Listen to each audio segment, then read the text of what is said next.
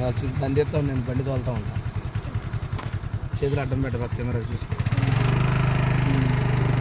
నీట్గా చూడు. అప్పుడు మన చెరువు లోపలికి వెళ్ళిన చెరువు అన్నమాట. ఇప్పుడు వాటర్ ఎక్కడ అప్పుడు ఒకసారి తీసుకొని చూపించా కదా, లోపలికి తీసుకున్నాను కదా.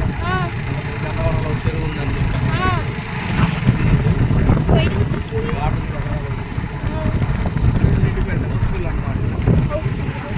చెరువు ఫుల్ అన్నారు. హౌస్ఫుల్ అన్నమాట. చెరువునే ఉంటారు ఇంగ్లీష్లో. పెద్దది పెద్దది ఇది ఎక్కడ దాకా ఉంటుంది అనుకున్నాను. ఇక్కడ నుంచి పెద్ద తొల్లూరు అక్కడ కనపడినాను. గుడిలో పెద్ద పని అప్పుడు కొండ కనపడుతున్నా, కొండ పైన గుడి కనపడుతున్నా. అవతల ఉంటుంది.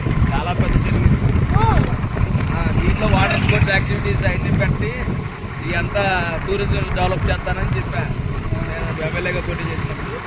దీంట్లోనే వాటర్ స్పోర్ట్స్